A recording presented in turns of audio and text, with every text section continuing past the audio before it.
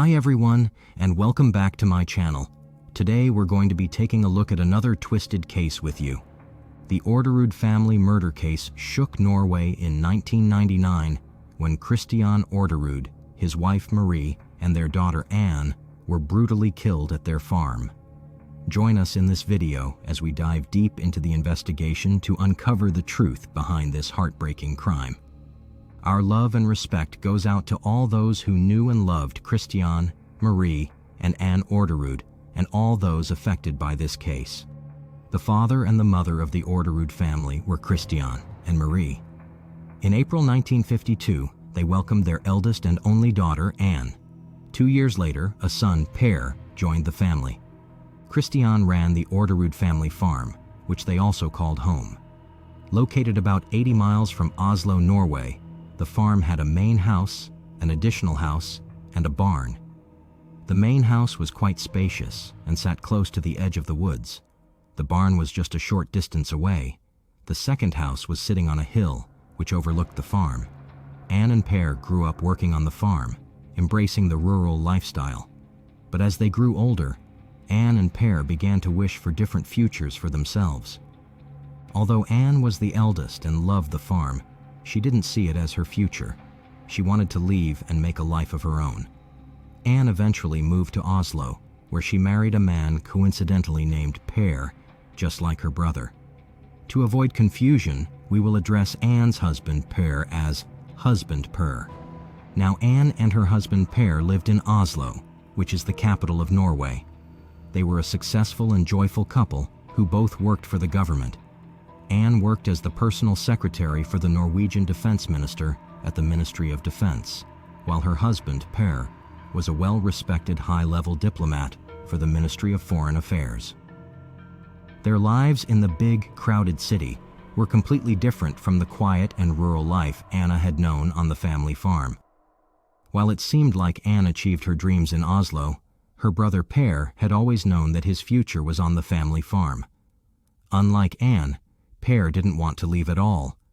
He had worked on the farm since he was little and made it clear to his parents that he wanted to take it over. When Per turned 30, Christian retired, paving the way for Per to take on more responsibility.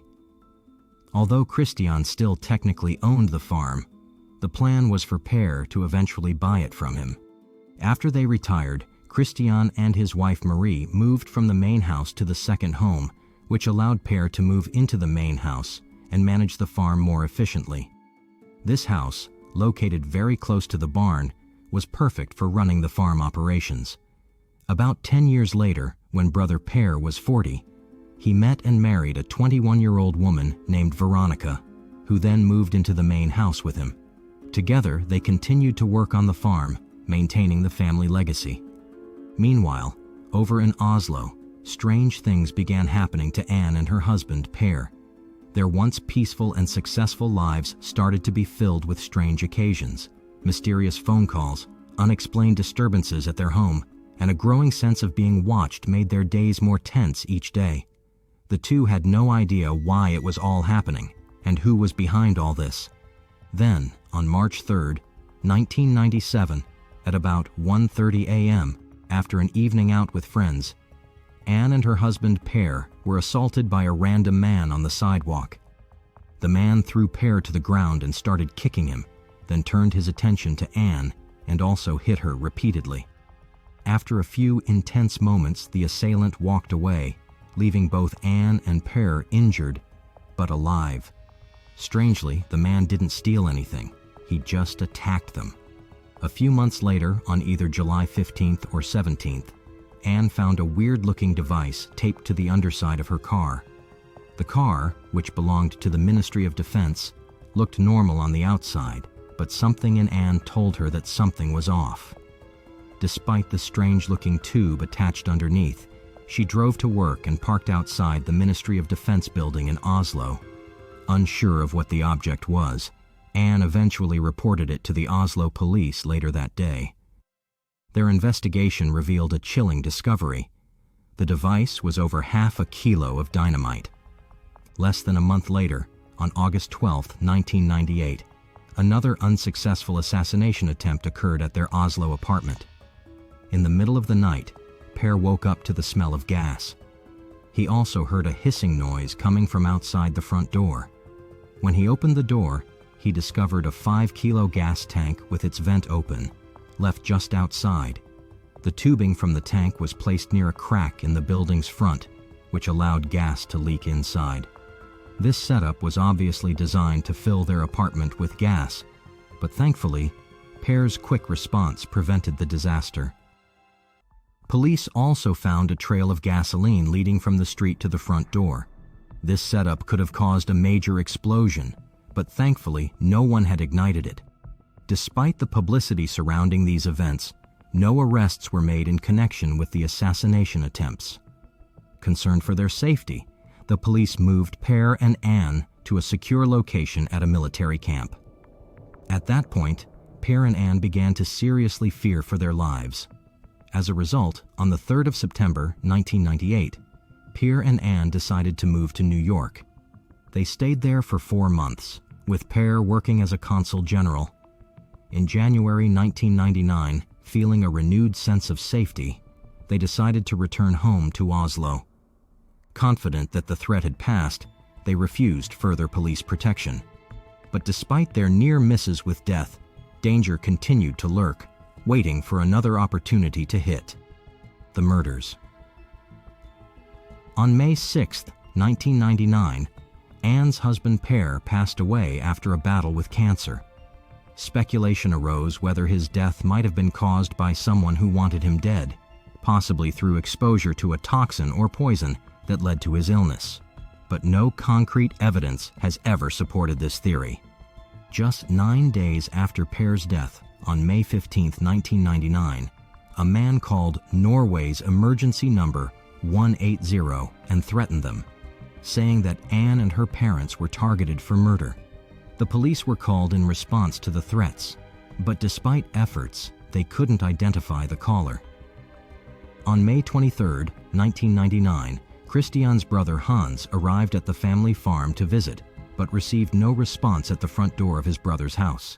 Concerned, he walked around to the back and found broken glass from a door on the second-floor balcony.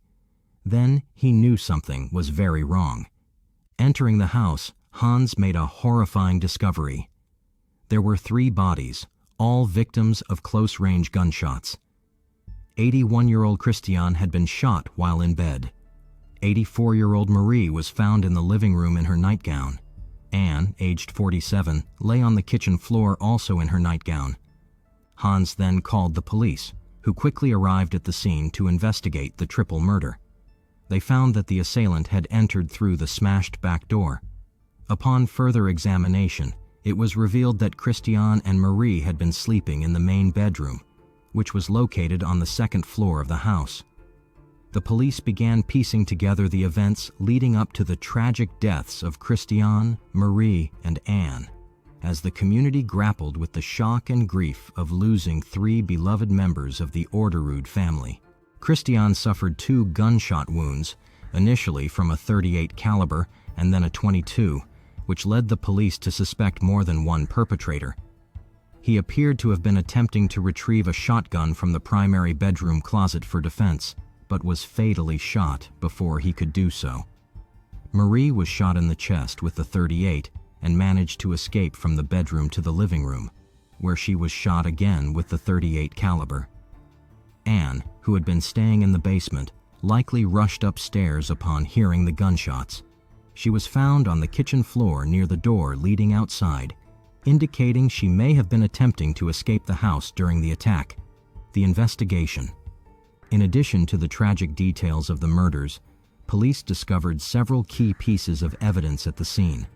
They found multiple spent shell casings from 2 different guns inside the house, which suggested there were at least 2 perpetrators involved. The smashed door revealed a partial shoe print on the broken glass, meaning that the assailants forcefully entered the home. Outside the house, police came across a yellow or orange hand-knit wool sock. Their working theory was that the murderers had worn socks over their shoes to prevent leaving identifiable shoe prints. Finding the sock outside suggested that it might have slipped off one of the perpetrators before they entered the house. From the outset of the investigation, police strongly suspected that the victims knew their killer or killers. The absence of any stolen items from the house eliminated robbery as a motive. With the backdrop of previous assassination attempts, police focused on the likelihood that Anne was the main target.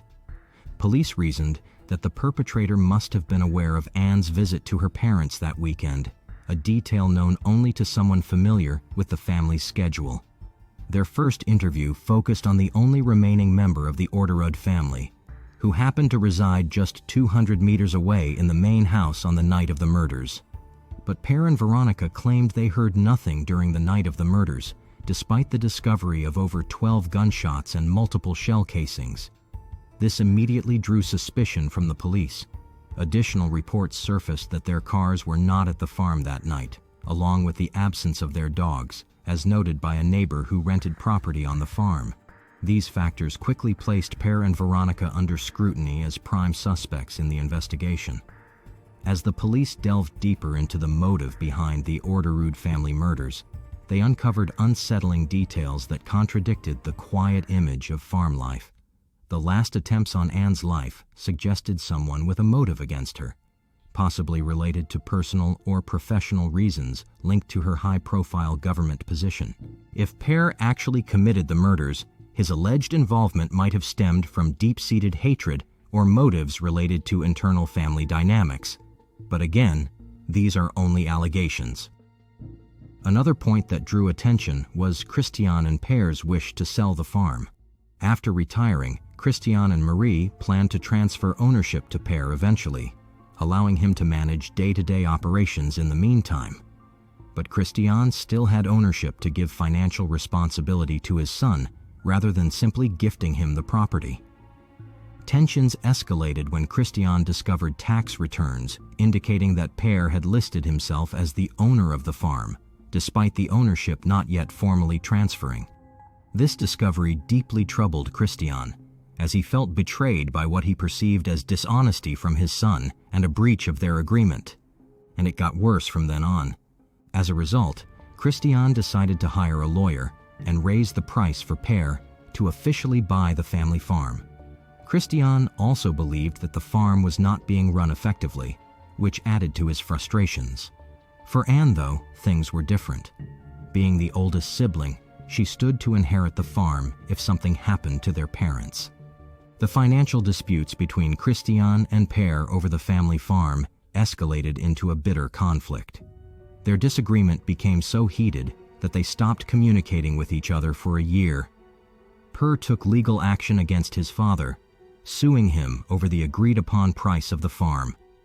Initially, the court ruled in Per's favor, citing a signed contract that established the price. But Christian found the decision unfair and appealed to overturn it, claiming that he had never signed any such documents. Subsequent investigation revealed that Per had forged his father's signature on the papers presented to the court. As a result, the original court's decision was reversed, dealing a blow to Per's legal claims and worsening the relationship between the two. After all these findings, the police investigation into the Orderud family murders began to focus sharply on Per as a primary suspect. The discovery of his disputes with Christian over the farm's management, ownership, and pricing, compounded by Anne's plans to potentially divide and sell parts of the property, provided a clear motive for Per. Anne's intentions to sell parts of the farm threatened Per's vision of inheriting and maintaining the property as a whole. These revelations supported the police theory that Per had a solid motive to kill his family members, including Anne, who posed a direct threat to his perceived rightful ownership of the farm. As the investigation deepened, suspicions turned towards Per's wife, Veronica, in the middle of the allegations from her ex-boyfriend, suggesting she was motivated by financial gain, given the significant age gap between her and Per. Meanwhile, a bizarre incident occurred just 10 days after the murders when police responded to reports of gunshots in a nearby wooded area. There, they saw Kristen Kirkemo, Veronica's sister, doing target practice. Given Kristen's relation to Veronica, police interrogated her and grew increasingly suspicious during the questioning.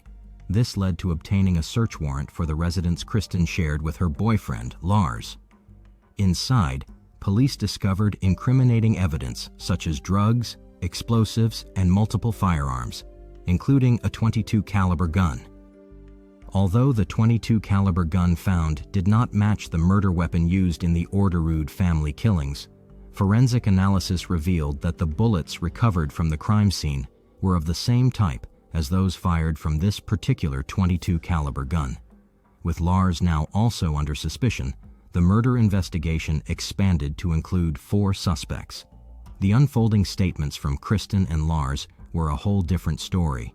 Kristen implicated Lars, mentioning his ownership of a .38 caliber gun named Small Boy, which had mysteriously disappeared. She claimed they had supplied guns to Per and Veronica and helped in planning the murders, but insisted they were not present during the shootings.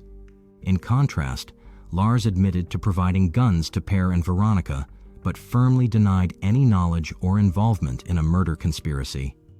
As detectives delved deeper, conflicting accounts emerged from Kristen, Lars, and their acquaintances regarding their whereabouts on the night of the shootings.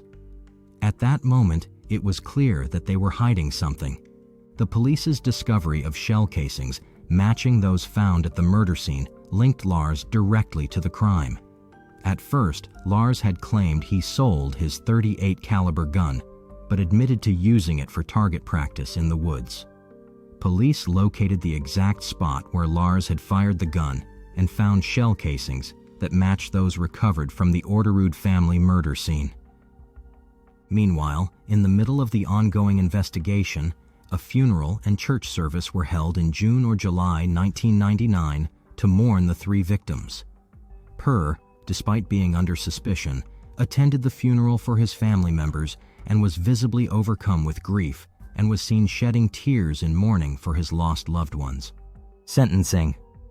On June 22, 2001, both Per and Veronica Orderud, along with Kristen Kirkemo, were found guilty on all charges and received sentences of 21 years in prison. But Per and Veronica appealed their convictions, claiming they were innocent. But in April 2002, Per Orderud's appeal resulted in the confirmation of his 21-year prison sentence, along with the loss of his inheritance rights to the family farm. Veronica Orderud also received a 21-year prison sentence upon appeal. Kristen Kirkemo's sentence was reduced to 16 years in prison during the appeals process. Meanwhile, Lars Grunnerud, though initially sentenced to 2.5 years for illegal weapons charges, saw his sentence increase to 18 years following an appeal by the prosecuting authority, which argued that his original punishment was too light. The aftermath. The Orderud family murder case, especially the convictions of Per and Veronica Orderud, Kristen Kirkemo, and Lars Grunnerud for their alleged roles as accessories to the murders, gets media attention to this day.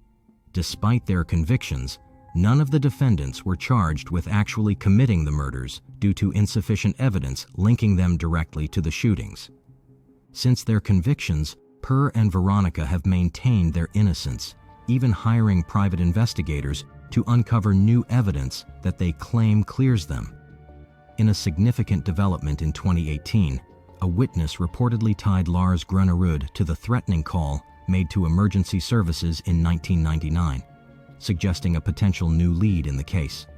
The timing of this revelation, coming 20 years after the incident, raised questions about the witness's motivations and the credibility of the new information. In their efforts to clear their names, Per and Veronica formally filed to reopen the case, presenting over 1,000 pages of material and 28 videos of evidence to a state commission tasked with evaluating the potential for reopening criminal investigations. Their investigator claims that this new evidence proves them innocent. Do you believe Per and Veronica are innocent as they claim?